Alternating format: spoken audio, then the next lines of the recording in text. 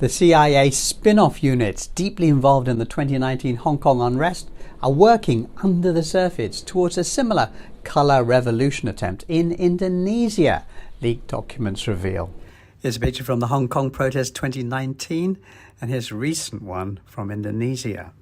America's National Endowment for Democracy, set up in the 1980s as a cover for the CIA's overseas operations, is preparing to seize power in the 2024 Indonesian election, according to leaked documents revealed just a few hours ago by Mint Press News. The US wants a pro-American, anti-China leader in place in Indonesia, as it has in Japan, South Korea, and other nations. The strategy is for the US to unite Asia against China, and then they can launch a war, which everyone would blame on the victims. Now, despite the name, the NED is notoriously anti-democratic, financing whichever group will support the US and engaging in a level of political interference that will be considered, shocking, if not illegal, in its own country. The NED was also deeply involved in undercover activity in Malaysian elections last month and in Thailand elections earlier this year. These latest documents reveal that the NED has been financing and training pro-US Indonesians to infiltrate local political groups through financing by an NED unit called the International Republican Institute, or IRI. This is another one of those groups which also quietly distributed cash in Hong Kong for years. Now, one document shows how Institute representatives went to the US Embassy in Jakarta, where political officer Ted Meinhover conveyed US concerns about how Defence Minister Prabowo Subianto's electability had increased dramatically. In other words, the Indonesian public like him and may want him to be their leader. But in the eyes of the US, the Defence Minister has a huge black mark. He speaks the truth.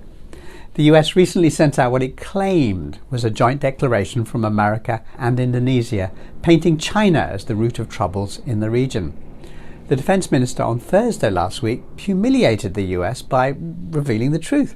The declaration was a US written statement with no input from Indonesia. The truth was that we are close friends with China. That's what he said. Now, these latest leaked files are basically communications dispatched from the Indonesian office of the IRI back to headquarters in Washington in recent months.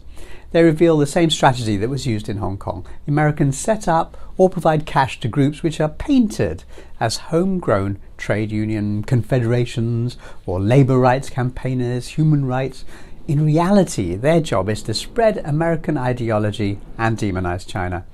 And of course, speak to the press as if they represent the people of the community, rather than folk on the other side of the planet.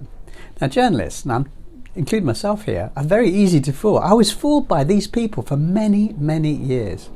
They carry names like, Federation, Confederation of Trade Unions, Human Rights NGO, but in reality, they are trained activist groups primed to hit the streets with protests at a given signal, known as the designated flashpoint. Now, here's what Kit Clarenberg, the investigative journalist who revealed the US interference, writes in Mint Press News today. From Washington's perspective, the importance of ensuring a pliant government is installed in Indonesia cannot be understated. With US military chiefs openly discussing war with China in the very near future, the region must be populated with client states that can aid and abet that world-threatening effort. Similar initiatives are undoubtedly underway across the entire Asia-Pacific. As such, it has never been more critical that NED's activities everywhere are scrutinised, if not outright banned. Now, they've been banned in Hong Kong, thank goodness. But will Mint Press's revelation change anything? Probably not. The problem is this: the mainstream press routinely downplays or covers up any mention of infiltration by groups related to NED or other US political interference bodies. Oh, they know about it, but they won't print it, or they'll just breezily dismiss it as irrelevant. And most media, including the news outlets in Asia, get their international news from groups like Reuters and AFP, groups which are unashamedly pro-Western. This is why it's very important for independent news sources, which are pro-truth, to get the word out. That's you and me. We are the media now.